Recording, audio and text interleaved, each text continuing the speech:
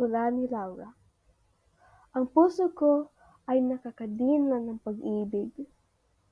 Ang pag-ibig ko sa iyo, kahit nakadina pa, ang puso ko ay naghahangad ng maging totoo. Sa kabila ng mga pagsubok na kinaharapan natin, naghanap naman natin ng ating kurso. Oh, kung gaano umiiyak ang aking kaluluwa sa mga tinikalan na madalim na kawalan ng pag-asa. Para sa aking Florante, lahat ng sakit at sakripisyo na tinitiis ko kasama ng ating pagmamahalan. Ang aking mga laban mula sa pagkakanulo ay naging dahilan ng aking pagkasugat. Habang nakatanggap ako ng hindi gustong pag-ibig mula sa isang sakim na ahas, ang paglalabo ng aking katapatan kay Florante na parang anino na tumakip sa araw.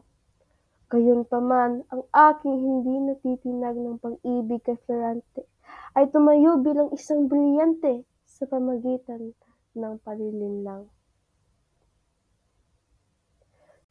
Dumating ang sandali na nagliwanag ang pag-asa sa aking paningin. Ang kanyang mga mata ay determinado na may lakas. Oh, gaano kaliwanag ang pag-asa sa kanyang tapang at has. Ang pagliligtas sa akin mula sa aking kaharian at sa mga kamay na huwad na bayani. Bilang siya ay salamin ng aking mabigat na pasanin, ang pagkawala ng kalayaan. Taos-puso gaya ng sikat ng araw na umalingaw-ngaw sa malinsangan ng kalangitan. Inaalala ang pag-ibig naghahanap sa akin, dahil alam ko ang aking minamahal ay laging ipaglalaban para sa kabutihan.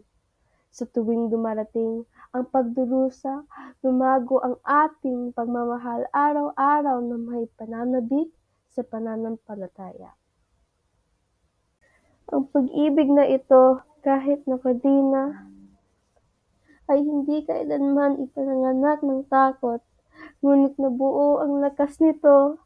Ipinipigilan ako sa aking pinakamadilim na oras, kaya ito ang tapang ng aking lakas, ang ilaw ng aking pagsikat sa lahat ng kahirapan, dahil wala akong pinagkakaiba sa aking minamahal na Florante.